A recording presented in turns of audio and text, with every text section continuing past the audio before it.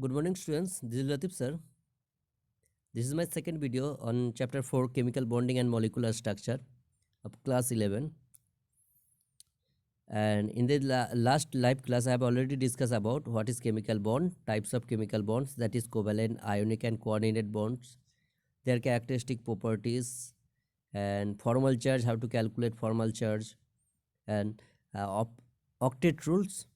I have already discussed. So today, first I am going to discuss about limitations of octet rule. There are several limitations of octet rule, and the limitations are: first, incomplete octet of the central atom. Incomplete octet of the central atom. In some covalent compounds, the central atom has less than 8 electrons. That is, the central atom has incomplete octet. For example, in BCl3, boron trichloride, BCl3 example given here. In BCl3, boron has 6 valence electron. So boron has incomplete octet. Similarly, in BeH2, beryllium hydride, beryllium has 4 electron in the valence shell of beryllium. So here also beryllium has incomplete octet, although these complete compounds are found in nature.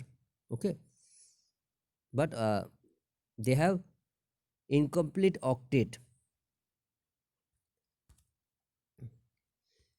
Next type, odd electron molecules. Some chemical bonds are formed by we know that chemical bonds are formed by pair of electron, even number of electrons. Okay. But there are some molecules in which odd electron bonds are found. There are so odd electron molecules. There are certain molecules in which have odd number of electrons, and the octet rule is not applicable for all the atom in such odd electron molecules. Okay, for example, in NO, nitric oxide, in NO2, okay, these compounds have odd electron, these are odd electron molecules.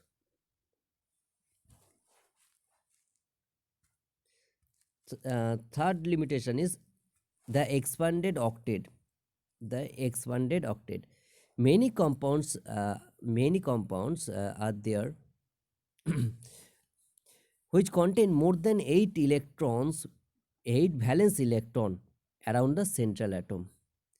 Okay, in many compounds there are more than 8 valence electron around the central atom, and it is termed as expanded octet. For example, in SF6, in PF5 phosphorus pentafluoride, in sulfur SF6 sulfur hexafluoride. Okay, the second compound will be SF6. It is written here PF6, but it is actually SF6. Okay, make the correction, SF6, not PF6. So in these examples you can see this is SF6.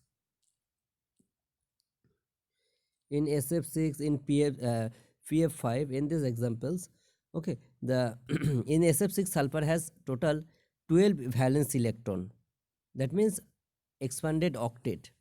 Similarly, in PF5, phosphorus has total 10 valence electron, it is also expanded octet. Okay, although these compounds are stable. Okay, other drawback of octet theory, some noble gases, we know noble gases are non-reactive, but some noble gases also combine with oxygen and fluorine to form a number of compounds like xenon fluoride, XeF2, XeOF2, this.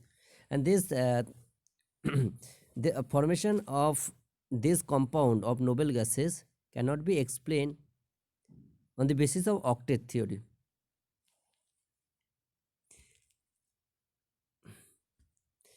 Now some bond parameters are those parameters which tell us about the nature of chemical bond, covalent bond.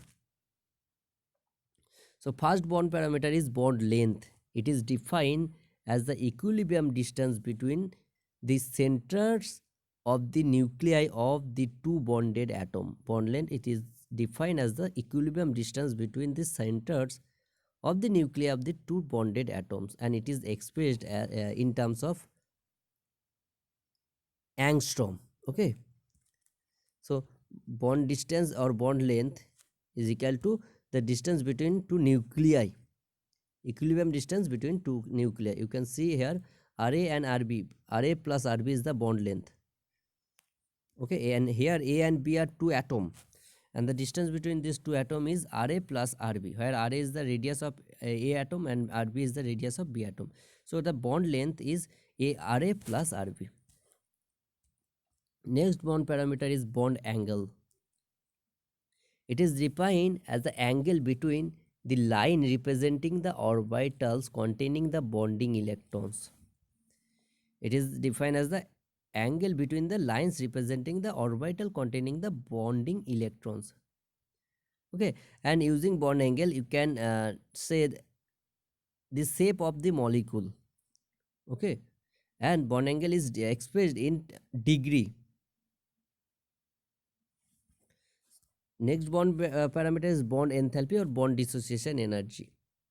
Bond enthalpy, it is defined as the amount of energy required to break 1 mole of bonds of a particular type to separate them into gaseous atom. Bond enthalpy, it is defined as the amount of energy required to break 1 mole of bonds of a particular type to separate them into gaseous atom. And the bond enthalpy is also known as bond dissociation enthalpy or simply bond enthalpy, and it is expressed in kilojoule per mole unit. And greater the bond enthalpy or bond dissociation enthalpy, stronger is the bond. For example, the hydrogen-hydrogen bond enthalpy in hydrogen molecule is 435.8 kilojoule, and the bond magnitude of bond enthalpy is also related to the bond multiplicity, that is single bond, double bond or triple bond is the bond multiplicity. Okay, the magnitude of bond enthalpy is also related to bond multiplicity. Greater the bond multiplicity, more will be the bond enthalpy.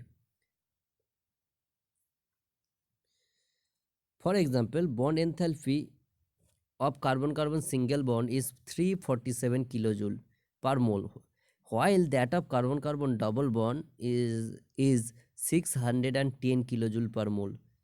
Okay, as the bond multiplicity increases, bond dissociation energy will be increased.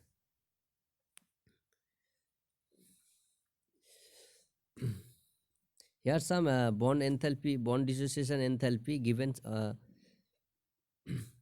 Okay, next bond order. What is bond order? Bond order is the number of bonds present between two atoms in a molecule. So according to Lewis, in a covalent bond, the bond order is given by the number of bonds between two atoms in a molecule. For example, bond order of hydrogen molecule, H2 molecule, is 1 because only one single covalent bond is present between two hydrogen atoms. Similarly, bond order of oxygen molecule is 2 because a double bond is present between two oxygen atoms. Similarly, bond order of nitrogen in N2 molecule is 3 because triple bond is present between two nitrogen atom. Okay, here it is bond order is 3, so you have to give 3 bond between two nitrogen atom.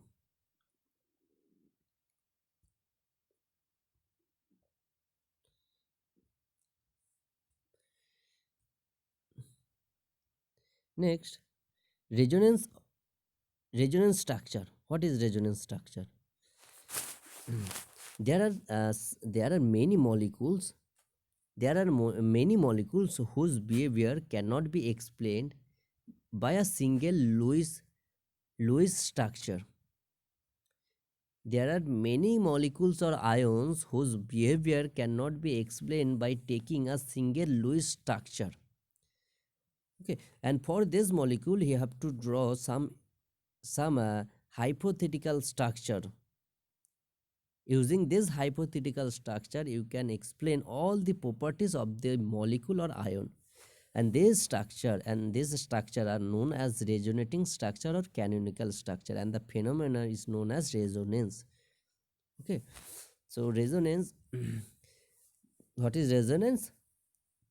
It is there are many molecules whose behavior cannot be explained by a single Lewis structure, and to explain the all the properties of a molecule or ion, you have to draw some hypothetical structure, and this entire phenomena is known as resonance. For example, Lewis structure of ozone given here. There are two types of structure, Lewis structure of ozone, which is given. The structure 1 and structure 2. You can see structure 1 and structure 2. In structure 1, you can see the structure of ozone is O single bond O double bond O, and in structure 2, this bond is double bond and this bond is single bond. In the first structure, this bond is single bond and this bond is double bond. Okay, and in the second structure, the first bond is double bond and second bond is single bond. Okay, and these two structure are resonating structure of ozone. Okay, and this structure 3 and the structure 3, which is known as resonance hybrid of ozone. Okay, so you have to practice the resonating structure of different molecule and ions. So resonance in ozone molecule, structure 1 and structure 2 represent two canonical form, while the structure 3 is the resonance hybrid of ozone molecule. So thus, according to the concept of resonance, when a single Lewis structure cannot explain the properties of the molecule is then supposed to have many structure with similar energy. And position of nuclei, that is atom, bonding and non-bonding pair of electrons, are taken as the canonical structure of the hybrid, which describe the molecule accurately.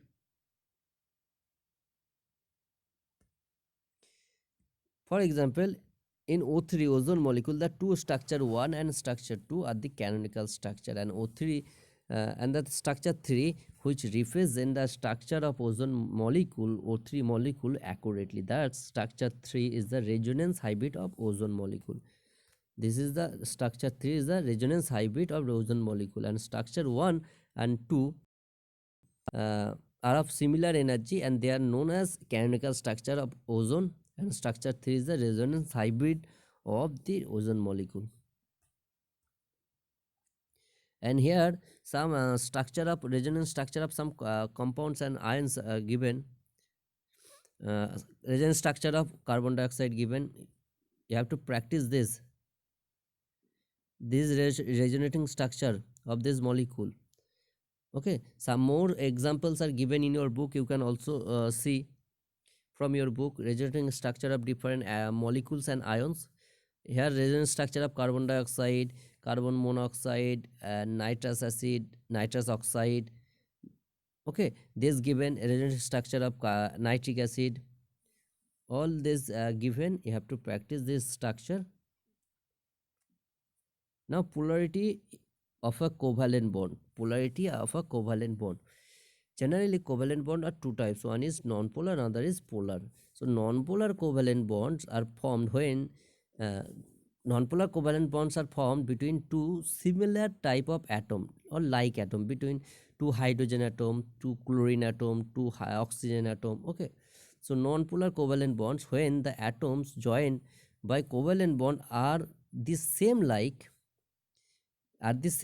like hydrogen, oxygen, O2, Cl2, the shared pair of electron is equally attracted by two atoms, and thus the shared electron pair is equidistant to both of them.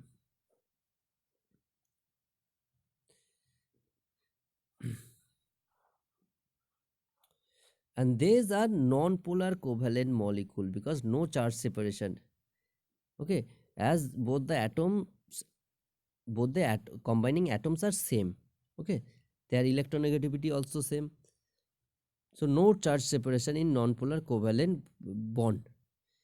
Now you have to read about polar covalent bond. What is polar covalent bond? An example of non-polar covalent bond like H2, N2, Cl2, O2.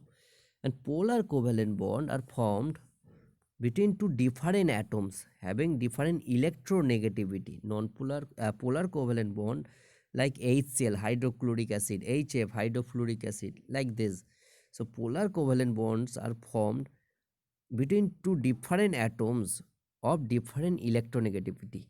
As their electronegativity are different, the shared electron pair between two atoms get displaced towards the highly electronegative element or atom.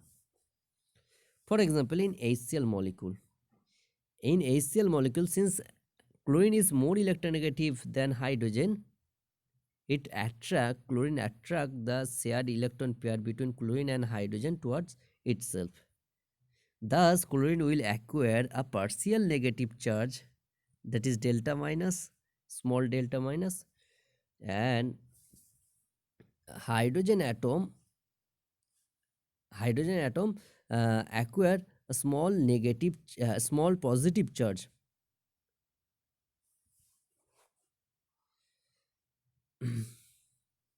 So HCl molecule is a covalent bond, polar covalent bond due to difference in electronegativity between hydrogen and chlorine.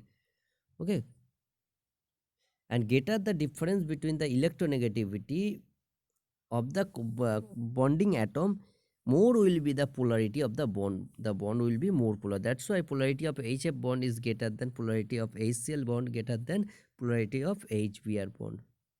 Okay. Now dipole moment. What is dipole moment? It is a measure of polarity. It is a measure of polarity in a covalent bond. Okay. So due to polarity, polar molecules are also known as dipolar molecules, because they have two poles. One is positive pole, another is negative pole. They possesses two poles, polar covalent molecule. Okay, and the dipole moment term is related to polar covalent molecule. So dipole moment is defined as the product of magnitude of positive and negative charge and the distance, positive or negative charge and the distance between the charges. Dipole moment of a molecule is defined as the product of magnitude of positive or negative charge and the distance between the charges. So dipole moment is equal to Q is, you can see it is given the equation, formula of dipole moment calculation. Dipole moment, which is represented by mu is equal to charge Q into distance of separation, that is Q into D. And the unit of dipole moment is dy, which is represented as capital D. Okay, and dipole moment is a vector quantity. It depicted by small arrow with tail on positive center and head pointing towards the negative center. Now application of dipole moment. Dipole moment is used for determining the polarity of the polar covalent molecule, and it is also used in finding the shape of molecule. For example, the molecule with zero dipole moment will be linear or symmetrical, and those molecules which have unsymmetrical shape will be either bent or angular. Okay, so using dipole moment, you can also say about the shape of the molecules.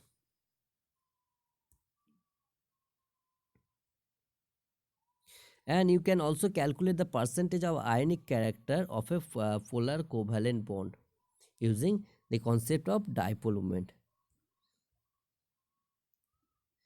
Next, valence bond, valence shell electron pair theory or VSE pair theory.